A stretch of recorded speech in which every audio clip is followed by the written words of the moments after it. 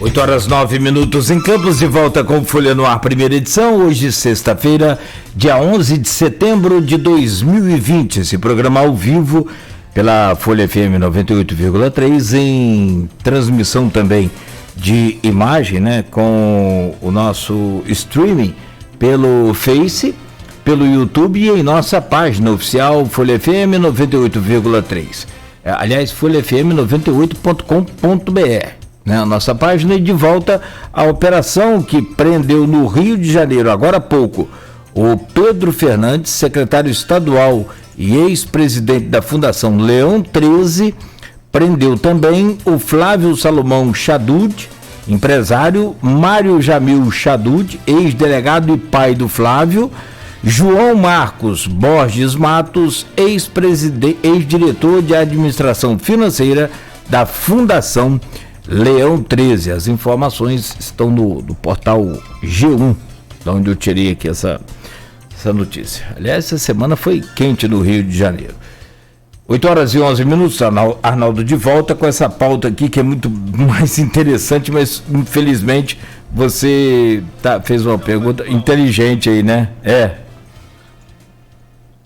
Dizia o Ulisses Guimarães, Sua Excelência, o fato. E é importante que esses fatos venham acontecendo às vésperas de um período eleitoral, né? O quanto isso vai interferir nas eleições municipais, só dia 15 de novembro para a gente ter a dimensão. Mas eu fiz uma pergunta ao Fernando com relação a esse cenário, né, de suspeitas de corrupção no Rio de Janeiro, que é uma coisa que vem se arrastando, sobretudo ali a partir de 2016, né, que nós já tivemos 5 ex-governadores presos, um inclusive em exercício, que foi o governador Luiz Fernando Pezão.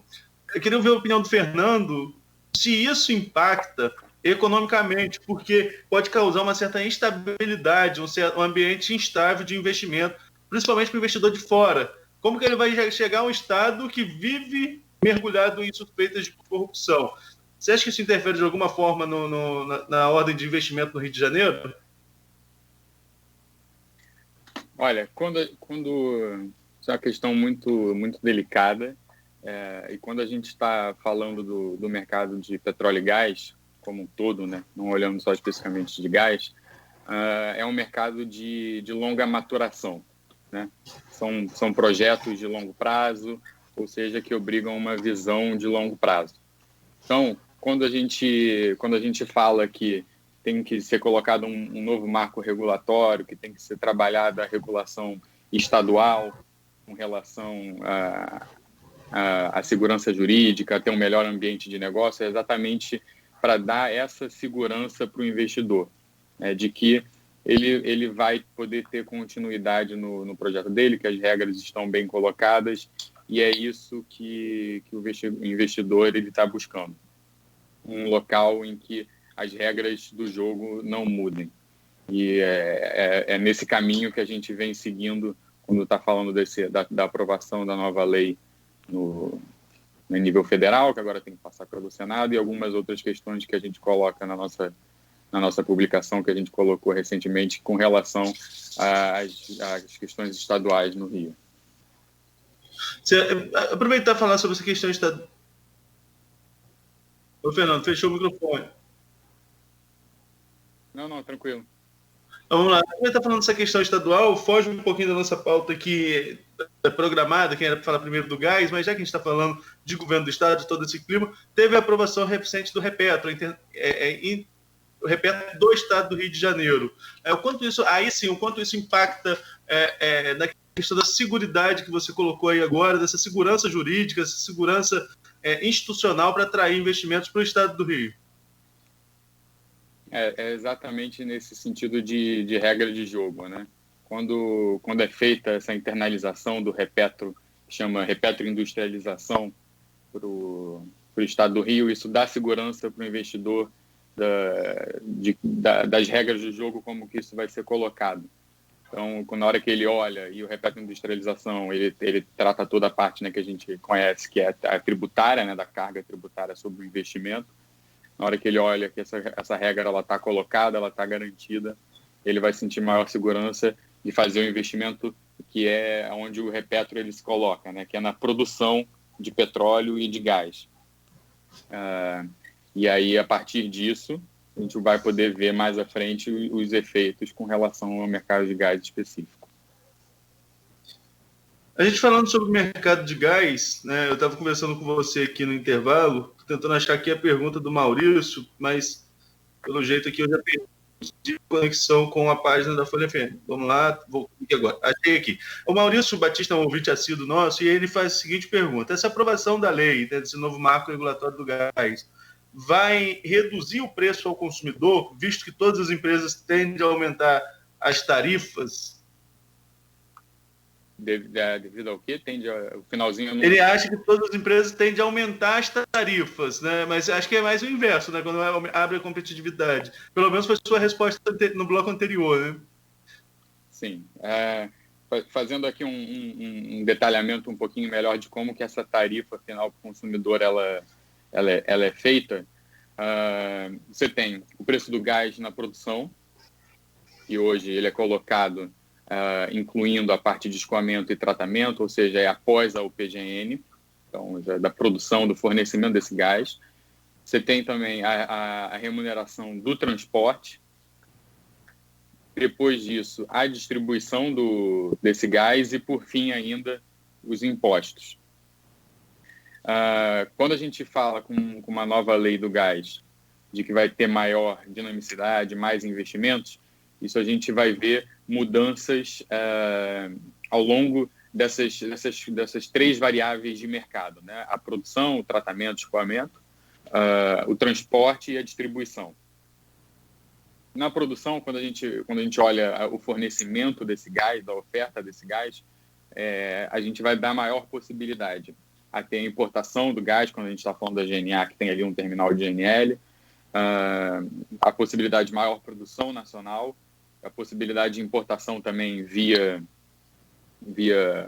terra, como a gente faz a importação da Bolívia, ou seja, a gente está propiciando maior oferta. Quando a gente propicia maior oferta, você tem maior competição ali. Quando a gente olha um pouco mais à frente da cadeia, a abertura das infraestruturas essenciais, que é o tratamento, o escoamento e esse transporte, isso também tende a reduzir os custos.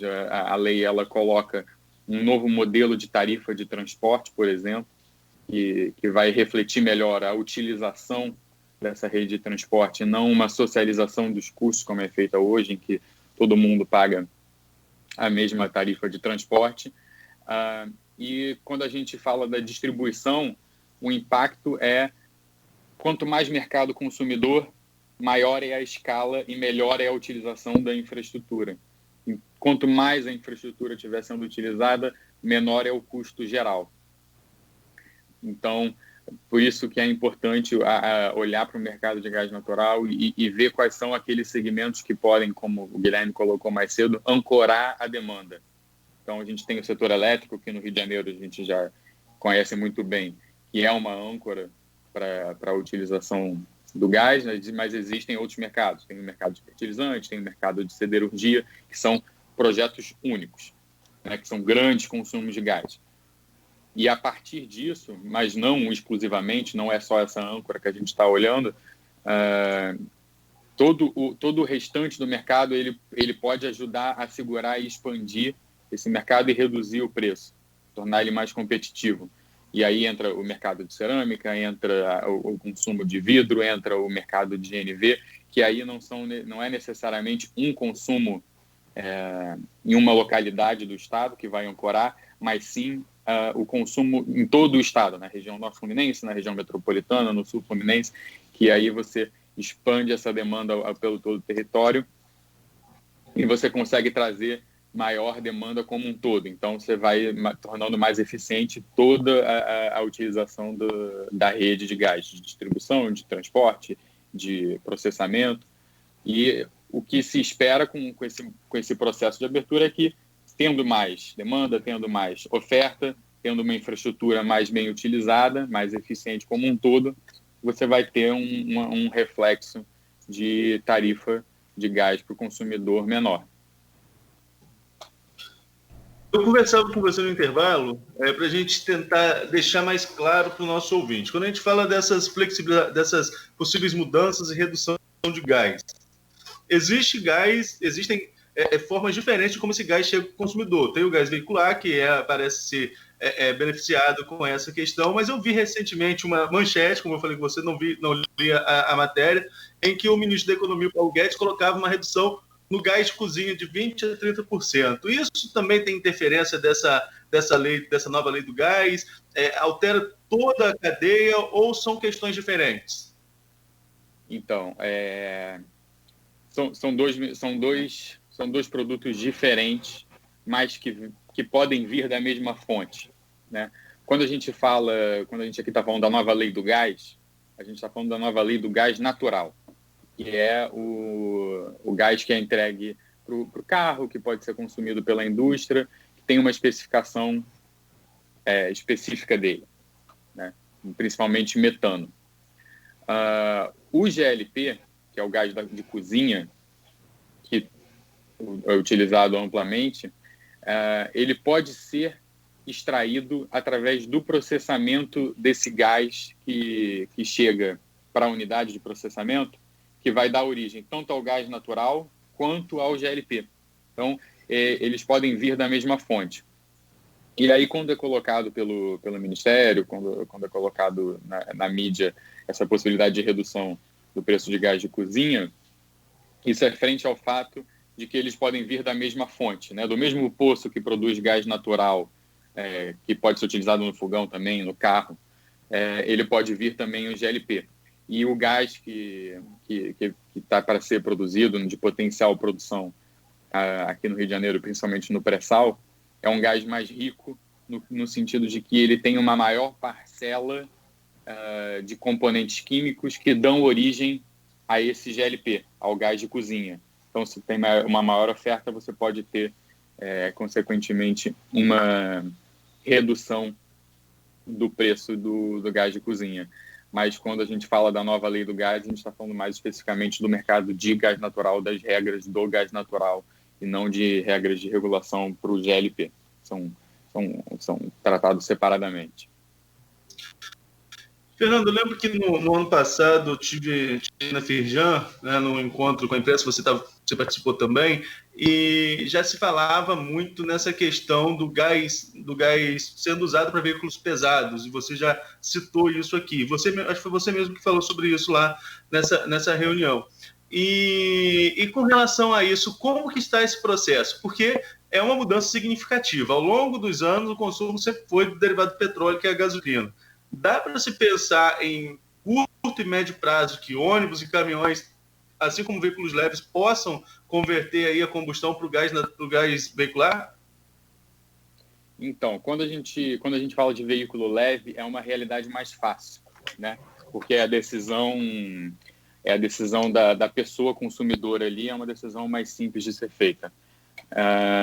E a gente já conhece isso, no mercado do Rio de Janeiro já é amplamente utilizado, é referência nacional para o veículo leve, e as montadoras já estão vendo oportunidade de expansão desse mercado. Diversos montadores de carros, veículos de passeio, veículos leves, já estão preparando o carro de fábrica para ele já ser capaz de receber esse kit de GNV na saída da venda, né? Quando a gente fala de veículo pesado, de ônibus, de caminhão, a conversa é outra, né? É decisão empresarial e costuma estar mais relacionado ao investimento de maior peso, né? Um volume financeiro maior, então as decisões empresariais elas não necessariamente vão ser tão simples, né? Então, a gente já vê alguns casos no Brasil para caminhão utilizando, e o grande direcionador disso vai ser não só o preço do gás natural, o preço do gás natural é um dos fatores, mas quando a gente olha em comparação energética, o gás natural e o diesel que é utilizado os veículos pesados, eles têm um preço em referências energéticas muito parecidos, né? Do quanto de energia que ele entrega para o caminhão. E então são dois fatores. Você tem o preço do combustível, que vai impactar claramente, mas também tem o direcionador do investimento que tem que ser feito para a utilização do gás no caminhão, no ônibus. No caminhão é mais simples de se pensar, porque a indústria que vai utilizar, a transportadora que vai utilizar, ela vai conversar, ela vai fazer as contas ali, é mais fácil. E de ser possibilitado, existem algumas questões de importação de equipamentos, etc. Mas quando a gente está falando de ônibus, ainda é uma outra conversa além, porque aí você entra na parte de concessão das linhas de ônibus, das regras, da revenda do ônibus, mas é um mercado potencial. E aí quando a gente olha, um dos pontos colocados é esse ônibus depois ele vai ser revendido para o interior. E aí se ele tiver para o GNV, talvez ele não tenha mercado. Mas aí quando a gente olha, como eu comentei mais cedo, é um mercado de longa maturação, quando a gente tem que olhar ele num planejamento de longo prazo. Quando a gente fala que a nova lei do gás ela vai tornar o mercado mais dinâmico, vai criar mais oportunidades, a gente também vê uma possibilidade de interiorização desse gás. Quanto mais competitivo for o preço, maiores vão ser as oportunidades de utilização em todo o território. Então, possibilitando a interiorização desse gás, a gente possibilita também que esse ônibus que utiliza gás em cidades mais litorâneas possam ser levados depois, né, revendidos para o interior e possam também utilizar esse gás no interior, não tem um problema de acesso a esse combustível. Mas são mercados diferentes quando a gente olha de veículos pesados e veículos leves, mas que ambos são de grande importância. Principalmente quando a gente fala para a sociedade, né, quando a gente olha veículos leves, significa uma redução, uma economia do bolso dele ali mensalmente. Então ele vai gastar menos dinheiro com combustível, que significa que ele pode gastar esse dinheiro com outros mercados. Ele pode investir em um curso de uma qualificação específica, ele pode investir em entretenimento para a família dele, uma reforma na casa, ou seja, ajuda a circular dinheiro na economia. Nogueira, a gente vai ao intervalo agora ou vamos lá, vamos a um rápido intervalo aqui para a gente ajustar a grade. E tem um comentário de Chiquinho do Gás, amigo ouvinte nosso, lá na nossa página, onde eu compartilhei o link aqui do Folha no Ar. Ele é Chiquinho do Gás, naturalmente, distribuidor de gás, né? E ele diz aqui o seguinte, mas o Fernando Montera foi bem claro, só vou colocar o comentário dele. Se vocês quiserem comentar também, fica à vontade. Chiquinho do Gás. Bom dia. Gás custa para a companhia R$ 28,90 mais impostos. Chega a R$ 42. Até chegar no consumidor tem mais frete, mais custo de revenda. E ele diz, não acredito que vai reduzir muito esse valor. Na minha opinião, faz sentido o comentário dele. Por favor, Fernando. Ele fala do GLP, né? Isso, exato. Que o Fernando foi claro, eu falei aqui, ele explicou bem que isso aí é outra política. Né? Pois não, Fernando? Essa é a expectativa que eu colocar, né? Quanto maior for o mercado, ofertante e demandante, maiores são as possibilidades de redução de preço, né? Então, isso é uma expectativa que aconteça, mas, como a gente sempre coloca, ela só vai poder ser realizada de fato se a gente tiver o melhor ambiente de negócio possível. Quanto mais complicado for para o investimento, quanto mais incerto for para o investimento, mais difícil vai ser esse investimento ser realizado, então realmente mais difícil vai ser do preço cair lá na frente. Então a gente tem que trabalhar para facilitar o investimento, que vai gerar não só benefício de preço, mas benefício para a sociedade como um todo, com geração de emprego, receitas para o governo com arrecadação, movimentação da economia indireta. Então tem que olhar os benefícios como um todo. Muito bem, são 8h30, nós vamos ao rápido intervalo, já de volta com o Folha no Ar, primeira edição, hoje recebendo agora nessa parte, desde o começo, e agora já esteve conosco aqui o Guilherme Penteado, diretor de regulação da GNA, e segue conosco o Fernando Montera, que é especialista em petróleo, gás e também na área naval da Firjan, ao vivo aqui no Folha no Ar, primeira edição, oferecimento dos laboratórios Plínio Bacelar e Clínica Proteus.